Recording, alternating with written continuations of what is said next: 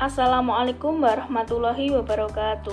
Kepada yang terhormat Bapak Supriharto Sugiarto SEI MH selaku dosen mata kuliah Manajemen Pemasaran Bank Syariah dan teman-teman semuanya yang berbahagia.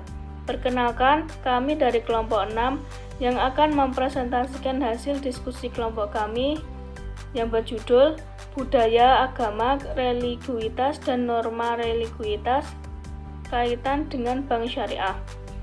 Sebelumnya, izinkan saya untuk memperkenalkan anggota kelompok 6. Yang pertama, Sherly Yulina Sari Cahyaneng Wulan dengan nomor NIM 204020032. Yang kedua, Cindy Dwina Sinta dengan nomor NIM 204020036. Yang ketiga, Ika Anissa Fitriana dengan nomor NIM 204020037. Selanjutnya, teman-teman bisa mempelajari makalah dan PPT serta mendengarkan video yang sudah kami share. Materi yang pertama yaitu tentang budaya dan agama dalam Bank Syariah. Yang pertama, pemasaran dalam Bank Syariah. Bank Syariah marketing adalah sebuah disiplin bisnis strategis yang mengarahkan proses penciptaan, penawaran, dan perubahan value dari satu inisiator kepada stakeholder yang dalam keseluruhan prosesnya sesuai dengan akar dan prinsip-prinsip muamalah dalam Islam. Ini artinya bahwa dalam syariah marketing seluruh proses, baik proses penciptaan, proses penawaran maupun proses perubahan nilai atau value, tidak boleh ada hal-hal yang bertentangan dengan akar dan prinsip muamalah yang Islami. Yang kedua, peran budaya dan agama dalam pemasaran bank syariah. Yang pertama, budaya. Budaya atau kultur adalah penyebab paling mendasar dari keinginan dan perilaku seseorang konsumen. Perilaku seseorang konsumen dipelajari secara luas.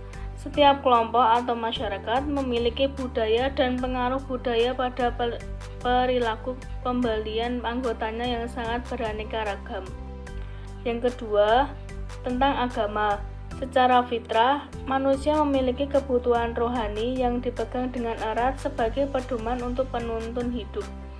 Kebutuhan yang membentuk sistem dan diyakini sebagai pedoman tata keimanan atau kepercayaan dalam rangka beribadah kepada Allah SWT, berinteraksi dengan sesama, serta lingkungan sekitar disebut dengan agama. Dengan demikian, agama merupakan salah satu kebutuhan dan prioritas hidup manusia atau agama adalah kebutuhan kemanusiaan sepanjang zaman. 2. Religiuitas Bank Syariah. Islam adalah agama yang diyakini kebenarannya oleh umat muslim dan mengatur kehidupan dengan prinsip berdasarkan Al-Quran dan Al-Hadis. Islam di Indonesia merupakan agama mayoritas penduduk Indonesia. Dalam Al-Quran dan Al-Hadis mengatur segala aspek di kehidupan, termasuk salah satunya adalah aspek ekonomi. Di Indonesia, perekonomian Indonesia juga mengikuti perkembangan untuk memenuhi kebutuhan masyarakat, yaitu salah satunya dengan menerbitkan bank syariah atau keuangan syariah untuk membantu masyarakat dalam kegiatan ekonomi. Perbankan syariah adalah suatu sistem perbankan yang pelaksanaannya berdasarkan hukum Islam atau syariah dengan prinsip bagi hasil.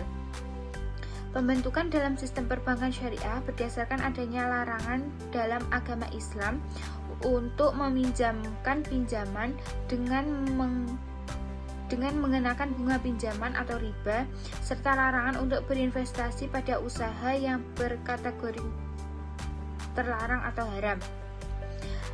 Sejak mulai dikembangkannya sistem perbankan syariah di Indonesia, dalam 2 dekade pengembangan keuangan syariah nasional sudah banyak pencapaian kemajuan, baik dari aspek kelembagaan dan infrastruktur penunjangan, perangkat regulasi, dan sistem pengawasan.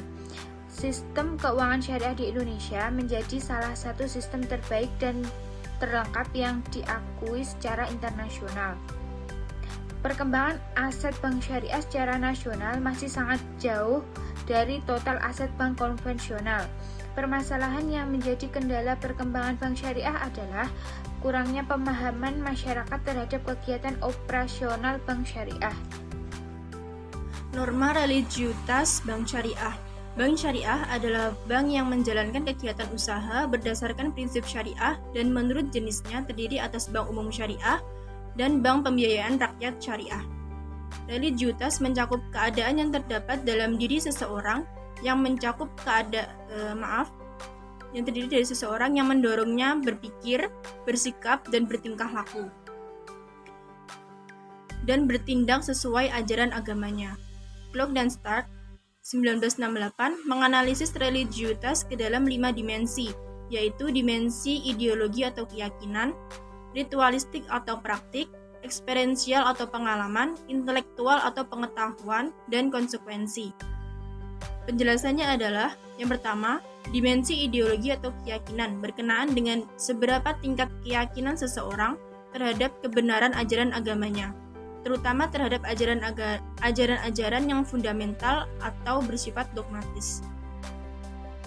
Yang kedua yaitu dimensi ritualistik atau praktik, berkenaan dengan seberapa tingkat kepatuhan seseorang dalam mengerjakan kegiatan-kegiatan ritual.